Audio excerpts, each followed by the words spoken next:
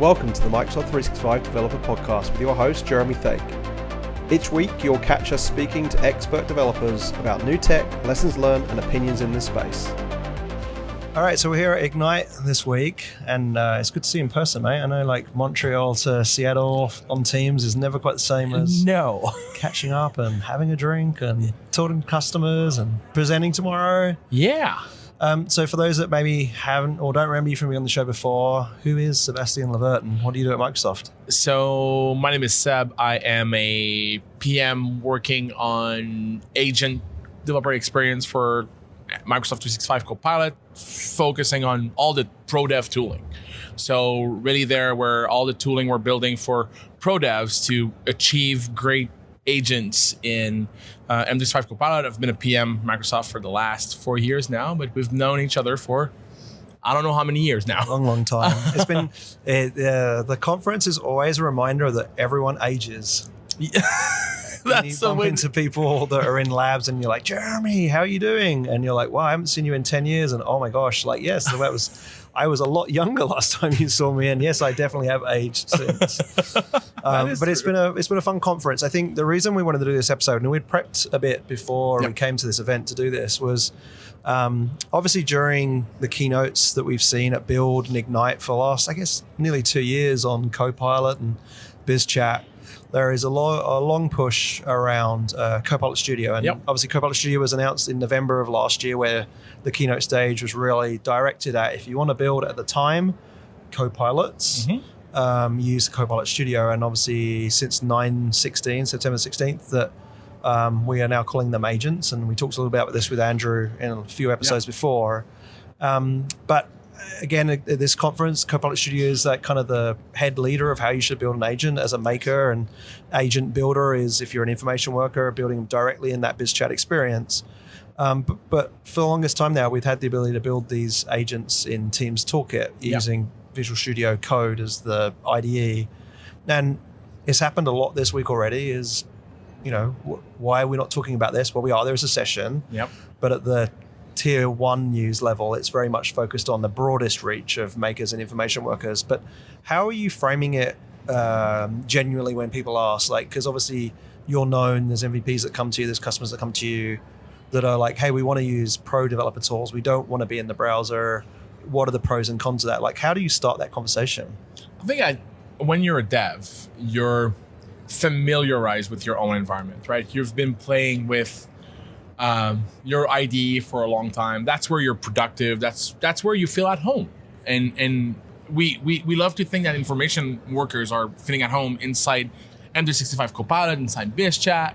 But I think devs, they feel at home when they're in Visual Studio Code. And that's why we wanted to provide that kind of capability to them so they can achieve the same things they've been doing for a long time. Like, they've been creating Teams apps and M365 apps for the longest time now. Right. In this specific scenario, in this specific environment, why couldn't we give them the exact same thing, but for building agents? And that's exactly what, like how I love to frame it. It's like, you're there, you're familiar with the IDE, you're familiar with the, like, your plugins. Like, it comes with everything you're getting productive. Your GitHub integrations, your GitHub Copilot, and so on and so forth. So really do that. And in the end, you can just easily edit, easily create, easily scaffold the project straight from that IDE. So that way you can start the same way you can do a new agent in BizChat, you can do a new agent in Visual Studio Code.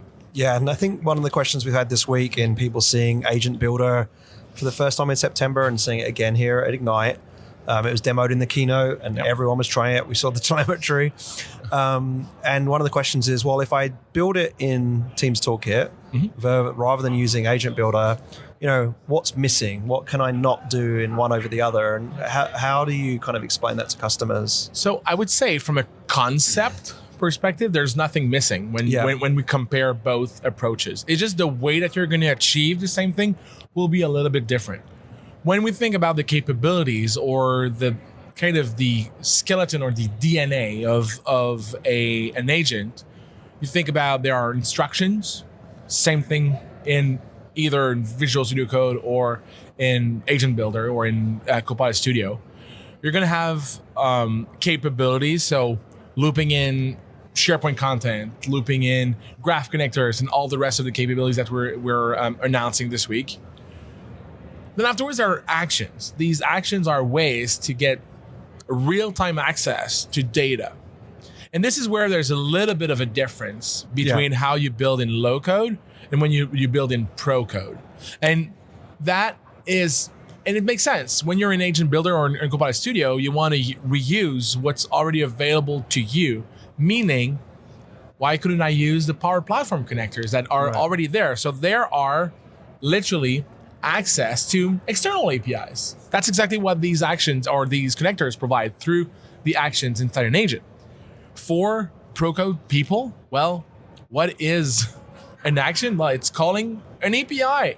And that's what pro code devs are doing, right? They're building APIs. Either they have an API, they want to reuse it. Maybe they're building like a very specific API for their scenarios, for their agent. But that's it. So that's the only big difference that I see. It's on one end, you have access to a set of Power Platform connectors to be reused and just plug into it. On the other side, you have all the power in the world. The only thing you need is an open API file, and you're good to go to connect to basically virtually any API that exists out there you have access to. And the F5 in Teams Toolkit is effectively taking that manifest, taking the open API document, zipping it all up, pushing it up into Teams Developer Portal through those APIs, and it's showing up in the agent on the right-hand side. And Copilot Studio and Agent Builder are doing exactly the same thing. It's building the manifest based on those UI toggles and the instructions you type and the Power Platform connectors you configure, and then it's creating that manifest, zipping it up, and pushing it into exactly the same API. So effectively, they're the same. And we've already seen things like some capabilities making it to Teams Toolkit first because we can react quicker than a UI can react quicker. Absolutely. And so sometimes things like Code Interpreter that we announced this week will make it first in our Teams Toolkit tooling before it gets to Agent Builder and exactly Studio. Same thing with graphic cards, same thing with other capabilities we're announcing this week. But it's really the value here is that both type of experiences generate the exact same package and can be governed the exact same way. Even if you've never looked into Agent Builder or Copilot Studio, you can get that package. You can actually use the zip package, which is the file that represents that M365 app, and you can start and govern it like any other app that you've been used to and publish it the same way you've been used to in the past. So we're really relying on the same governance infrastructure for these capabilities. Now, like from a numbers game, we know that commodity-wise, there's going to be a lot more information workers and makers building them in Agent Builder and Copilot Studio. But our hypothesis is that for larger agents that maybe are not built for a department or a division, but the whole company, are going to have a little bit more stringency over what they're going to do and the systems they talk to. How do you see that balance with, as a team of makers, information workers, developers, what are some of the advantages you get by being in Teams Toolkit versus using Agent Builder and Copilot Studio? Well, I think the first one is these projects can become very complex because that agent can be part of a larger Teams app, right? So the complexity here, you want to have it as a unit, and that's really the only way you can get access to the agent, but also to other capabilities. So if you're building a personal tab, if you're building messaging extensions, and all of that all together, bundle them together, that's going to be, I think that's, these more complex projects are most suited for the devs to actually build them rather than having the information worker. Then afterwards is you live in code. What's the value of code? Is source control, it's PR, it's teams. It's the fact that you can work as a team over that in the way that you're used to doing all your software lifecycle management automatically, like any other thing. So it goes through reviews, it goes through, you can automate publishing, you can have multiple environments where you publish to. All of that is all fully automated using Teams Toolkit. So that's, I think, a really, really, really valid way of thinking when you want to do something that is a little bit larger scale. Also, like experimenting. You have an app, it works, but you want to go a little bit further.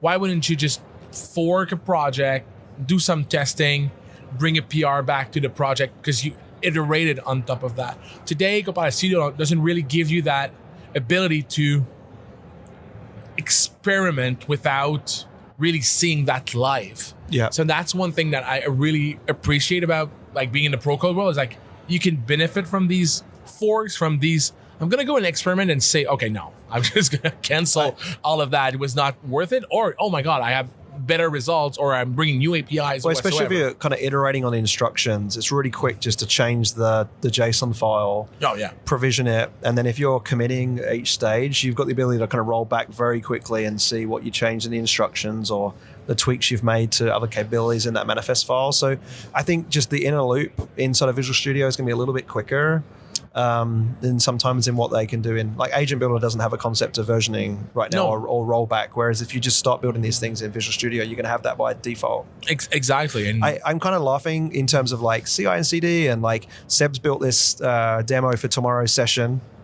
And he's promised me for 2 weeks that he would commit the code so I can pull it down and try it in my tenant. Ladies and gentlemen, where do you think that actual effort got to? It got into the demo to provide the best demo possible. A demo that we're going to actually open source and make it as a sample. That's your excuse for not sharing it with me. I wouldn't say that, but it's a good way to position it, let's say. So on the capability side, obviously, it's very easy in Agent Builder. I do these demos all the time. And the series I've been doing on LinkedIn where it's like, how do I use agents internally? It's radio boxes, on, off. I'm in text areas. What is the experience if I'm doing this stuff inside of the manifest files directly into Visual Studio? So I think there's a lot of value. So you're building in Visual Studio, there's really two aspects to it. There's the real code, probably is providing your API functionality. So with the manifest, you have a JSON file. And the JSON file is a very powerful JSON file. It's very simple, but at the same time, that's what like enables the capabilities. And you have access to all the tools that you want to use. So first, we're going to provide you with a great JSON schema. That JSON schema will tell you what is available, what you can do there. It's not just like you shoot in the dark and you're crossing your fingers that everything goes. So it's like redlining if I'm making typos as I'm putting in different schema things. Exactly. And then afterwards, you're going to push it, and we're going to also tell you if it breaks some of the business rules that we want to make sure, number of items in an array or these kind of things. So we're going to it's all there and automate that. There's a strong concept around APIs where you can build your own adaptive cards to represent an entity that you bring inside Copilot. And what is cool is that as a sidekick extension to Teams Toolkit. I like that sidekick. Yeah, because it's another extension, but it's called the adaptive card editor or designer, actually. Yeah. And you can actually edit your adaptive card and make it happen there and see it visually what it's going to look like in Copilot. That is really, really, really cool. And I think it really adds something. The demos I've been seeing from customers that we're presenting this week of what they've built, there was a few in the keynote.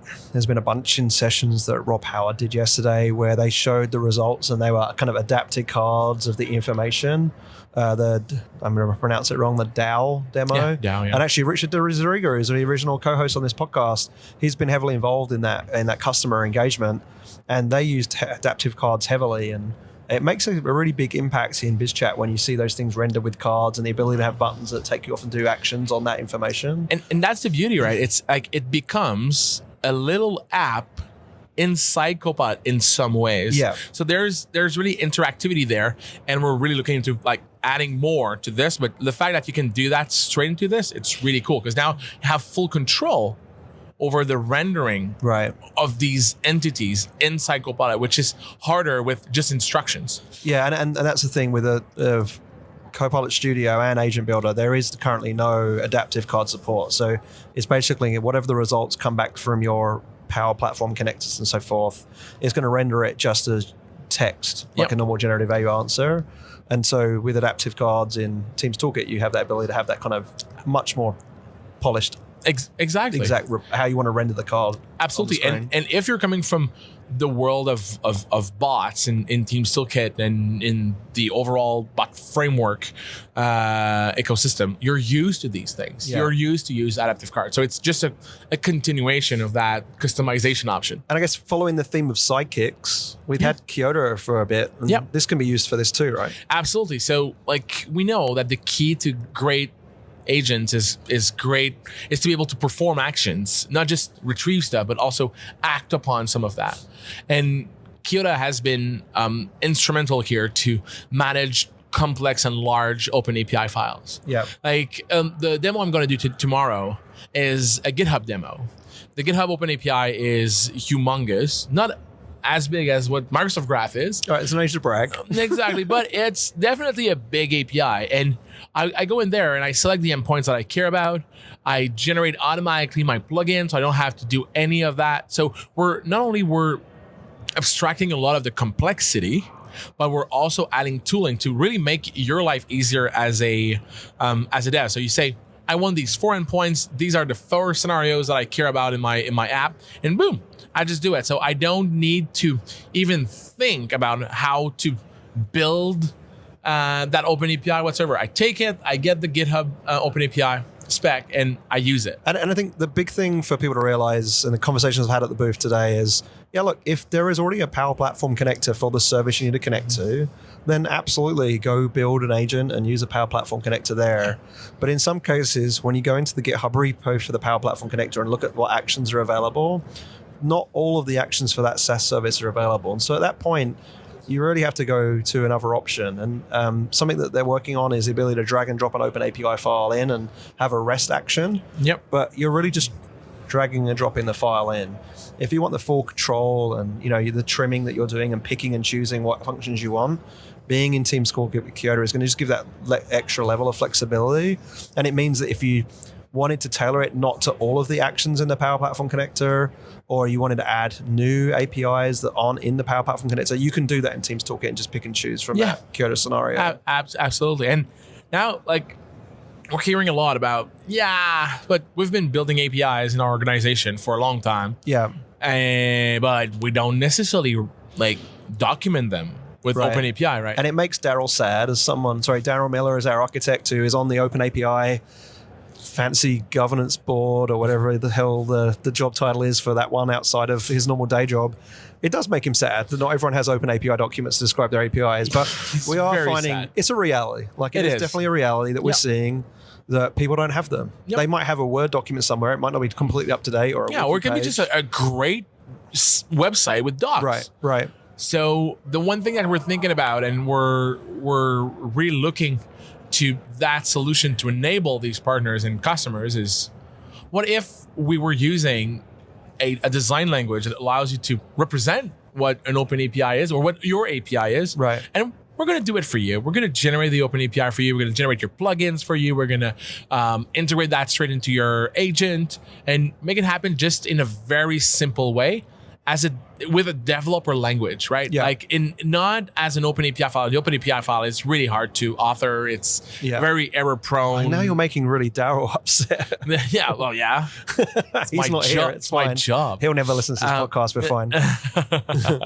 But yeah, so we're leveraging one of the a language created by the Azure team called TypeSpec that we're going to bring to market as a way to design an API, an API you own or an API you don't own. It's to represent the API shape and then put that into... And we'll generate all the artifacts needed for it to be an agent. And actually, it's interesting because when I went and spoke to the Azure folks about this, TypeSpec, which is the language that they're using, they write all of their Azure APIs using TypeSpec language, and then it outputs the artifacts of an Open API and documentation, other things from it. And so, this is the start. We did this as a prototype. Yep. We presented it to Rob Howard, our VP, and he was really impressed with the fact that how easy it is to do that. And what was the cool demo with the copying and pasting? What was so that was really interesting. So we went to I think it was the Asana website, and we wanted to basically add a new task or a new skill or a new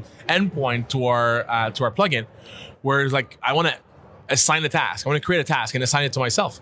and we literally went on, copy pasted the API page for the endpoint page for this specific API. Right, which wasn't open API document. It was just like an HTML page. And then we just snapped that into a comment in VS Code, and we just started like prompting GitHub Copilot, and it wrote the entire type spec for us, because there's a lot of type spec on GitHub today, so it's really well trained on that language. It was amazing. We're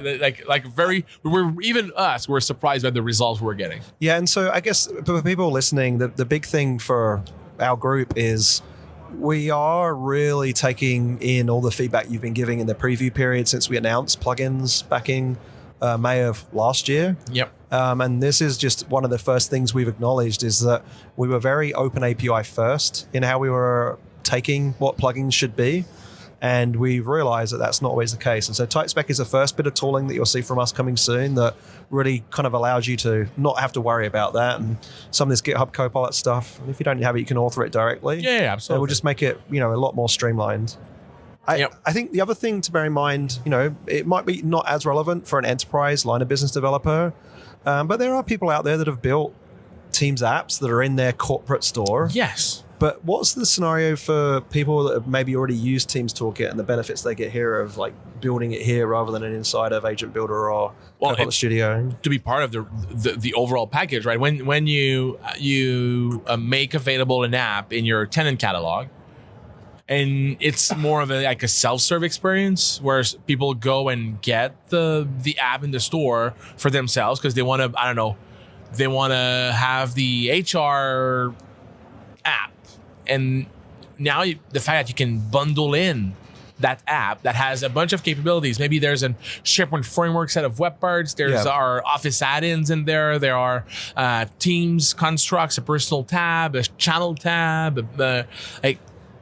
Just bundling it all up together is because now it's a single distribution model. It's a single acquisition model. Yeah. And you can also govern it. So in a way, in the same way you can assign policies to apps in Teams, you can do the same thing with these apps. They're the same app. So if you want to deploy the HR agent to all the HR people, well, you can do that through these kind of policies. And so it really, really, really helps from both a bundling and packaging approach, but also from a publishing approach. Right.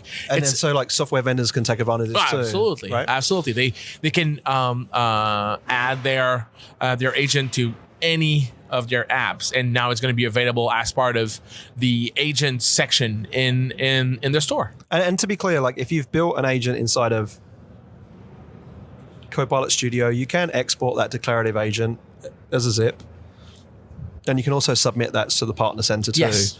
But I just think the Teams Toolkit is a little bit more integrated in that flow and allows you to do a little bit more accurate kind of release management. Like when you do it, you can have a build and you can test it. You can there are multiple ways where you can improve the quality of the app by testing a ton of things over there.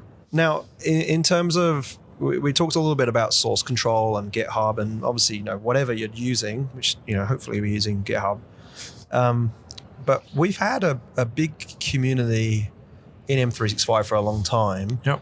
And I guess this opens up that door a bit more, that you're not just sharing zip files around too, yes. right? And you can bring people to work together to improve an existing agent. And we've seen that already so we have a Copilot Pro Dev samples repository that lives in the Patterns and Practices organization, where we have already dozens of agents that are there, ready to go, ready to be used, so you can see how these things are being made. Ones with custom plugins with the code, some that are just instructions based, some that are a mix of knowledge and actions. We have all the different types of them already available. And the best thing is that now the next one that comes in and that benefited from that sample can come back and improve it. And send a PR, and we're going to accept it and merge it and promote it. I've been learning a lot by seeing what the instructions people have been putting into the declarative agent.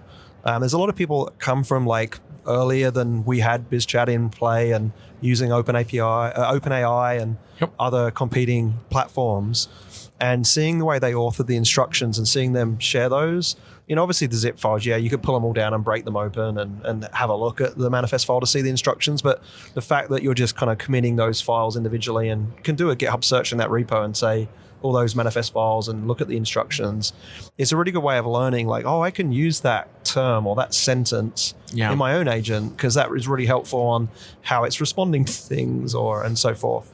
And now we have a really, really good guide on prompting and creating instructions. Yeah, in that our is docs, really good. Yep. Where we give you some of these insights. And as we're going to see more examples and we're going to see more success in the agent space, we're going to add more. And talking about kind of the instructions, one other advantage you have in building an API plugin in Teams Toolkit is the reasoning and responding stage. Yeah. Do you want to talk a little bit about that? Because that, to me, has blown my mind. Maybe use the Dungeon Master one as an example. Yeah, so you have a lot more flexibility when you build plugins in Teams Toolkit or in Pro Code land, because you now have the ability to influence 2 new steps. So for a long time, you were only able to influence the overall system prompt or the instructions to the agent. Now, for each function that you want to call, you have actually the ability to customize the reasoning process. So how should I think about calling this API? And I can also influence the responding state. Responding is like, how do I format it? How do I respond back to Copilot with the response from the API? So it means that you can always ensure, if you don't have this data, don't even call me. Ask the user to ask for more details. Yeah, like don't try and make things up. Exactly. Or you have 2 different systems and you know that you're going to have some like information coming from one field and you need to connect it to another field in another function. You can actually make these statements in the reasoning. If the data from the previous step has this information, pass it here, or not pass it. So you really can, basically it's a small version of a system prompt that is that every function will have its own pre and post processing of the actual call. And in the Dungeon Master one, which is just using the open API, public API of Dungeon Masters, where you talk about monsters and spells. And I don't play D&D, but I learned a lot by playing with the demo. Was that Daryl even had like the responding states of how to format the response of the spells. Including emoji icons based on the character and things like that. And so there's a lot you can do to kind of manage how BizChat responds in that way. So again, that's another thing with API plugins I think you benefit from by being in Teams Toolkit rather than kind of on the rails in Copilot Studio. Absolutely. I think we've covered the notes we had in here in our wonderful loop document we've been working on the last few weeks.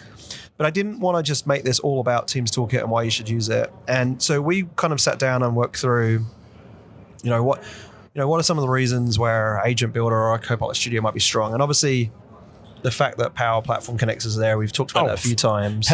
Absolutely. That's a huge value. The fact that you want to tap into the existing ecosystem, yes.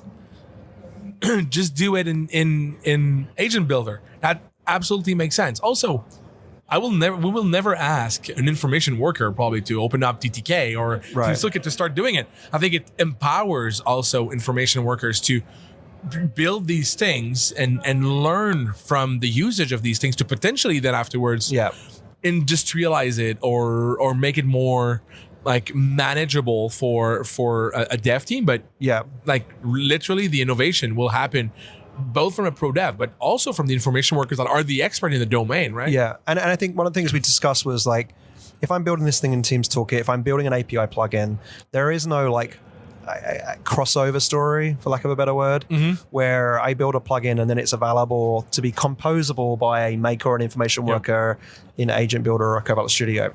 If I built a Power Platform connector as a pro dev, that is composable. I can include that in my agents. I can include it in Power Apps and inside of Power Automate as well. And so that's one of the things that we were thinking about was, that decision tree on, am I building this as a shrink-wrapped agent that I don't want to be composable? Or am I thinking about this so that makers can use it as a composable thing that is used within their own agents they're building? And that decision matrix there is a little bit kind of, at the moment, we don't have that crossover story that things can be reused. Exactly. And so that's one decision tree on that. But then the other one was that we were talking about was, the demos of how you can also almost have a natural language conversation Like how do you frame that on that aspect? To me, the easiest way to think about it is where people are getting used to prompting. They're going to use to ask questions, to follow kind of what Copilot or whatever other AI system you're using. The fact that we reuse that in Agent Builder and in Copilot Studio is brilliant. Yeah. Because then it prompts you with some questions. You basically answer them, and the fact that Copilot Studio knows about the structure of an app, how to match an intent based on the capabilities you need. It's just brilliant. And actually, I've had times where I'll go into Agent Builder and I'll describe the agent I want to build, and it will create the agent for me, and I'll go look at the instructions and I'll just pinch them and put them into my Teams Toolkit project. Absolutely. As like, so it's, it's not like you can't use both. But I just think the benefits we've talked about in being in Teams Toolkit and taking advantage of some of those things in the low code maker, information worker, persona stuff is still valid. Absolutely. The one thing we haven't touched on, and I know it's like right in our like conclusion notes, is around graph connectors. Yep. How do graph connectors play here? Like, where can I build a graph connector? Because a graph connector can be an agent, whether I'm in Teams Toolkit or in Agent Builder or in Copilot Studio. But where can I build those? Today, your option, you have multiple options on how to create them. Yeah. Either you start from scratch, you go to our docs, you learn about the graph API that supports our graph connector area with the external endpoint, and you ingest items. You basically synchronize. You just push them all in. Exactly. You push your content inside Microsoft Graph, and that's what creates a connection, creates a graph connector, and we're good to go. Like, it can be referenced from both the Agent Builder and both a GTK. So that's kind of the simple way. Just the conference cough. Yeah, it's the AC in the conference center. Then we have a bunch of samples. I think it's worth to be looking at these. So either through Teams Toolkit, you can search for samples in Teams Toolkit. You're going to get a nice policy sample that provides all for you. It ingests the content and everything. So you can map this to your existing ways of thinking, like to your existing systems, and just start ingesting the content. The policy schema is fairly normalized that you could change it to be an accounting schema or a sales schema or an ERP schema or whatever. Absolutely. Yeah. And finally, like in the tooling we have today, well, you can go to the Search and Intelligence Center in your admin center in Microsoft 365 and add an existing or add a what we call them first party connectors. Yeah, there's been some nice announcements this week. I think there was like 17 for the last 4 years. And we've just added another 9, and in the new year we're going to be adding a bunch more. Like there's a very strong desire to make sure that we have a good, healthy catalog of graph connectors, because the benefit there is that, rather than using an API call to go get an item, having it in the index where it's vectorized, and BizChat's going to use Sydney as its orchestrator to query our index for semantic kind of matching on that information. You're getting all that for free. If you query something via an API with an API plugin or even a Power Platform connector, you're going off to their service, your service maybe you build, or a SaaS service, and they might not be giving you a semantic query response. And so there is huge benefits in using graph connectors in that way. But as you say, first party, or you're building them in Teams Toolkit, and you're using the great policy sample, or you're grabbing them from scratch and reading our docs. But I think it's an important part to just understand that's really where you're building those custom graph connectors. And same deal with Power Platform connectors. You can author that open API file. Sometimes you can get away with just taking an open API file from a system, but there's a fair amount of decorating that needs to be done in the open API to make a Power Platform custom connector. As a pro dev, there's lots you can go do to either help makers and information workers, or even just kind of help yourself and publish the whole thing from Teams Toolkit. Exactly. And I think the more this story will continue, the more it's going to evolve. Yeah. I think the more we're going to see. I'm going to keep you busy, mate. Exactly. Well, I'm really hoping that we're going to see even more and more collaboration between the pro dev and the maker, so we can get to a point where all of that just talks to each other and so on. Like that.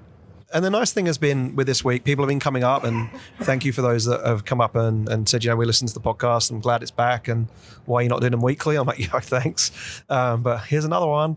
But I will say, please keep in contact with us. The community calls that Vaso runs with the M365 community. If you've got samples you want to share, we can put it in that repo, and we'd love you to come on and present that back to the community. We'd love to speak to you directly and get feedback on what you do like, what you don't like there, and the scenarios you're trying to unlock. Yes, absolutely. And there are a bunch of new capabilities that are coming. We've announced a bunch this week at Ignite, but the roadmap's really healthy. And actually, one thing that has improved in the last few months is internally we have a much more mature roadmap process for extensibility.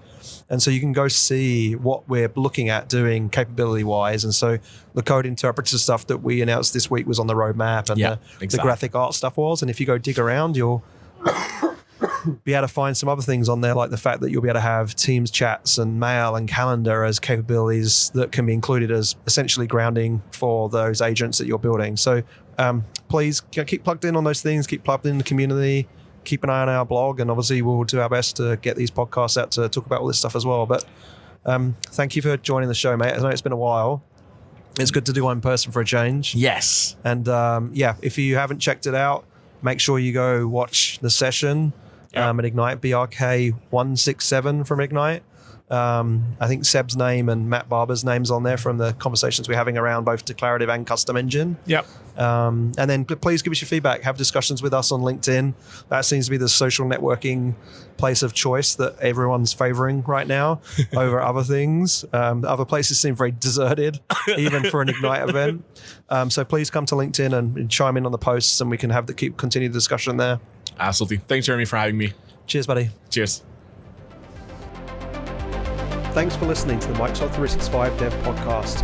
Check out our show notes on www.m365devpodcast.com and follow us on X at M365devpodcast. We'd really appreciate it if you could give us a review on Apple Podcasts too.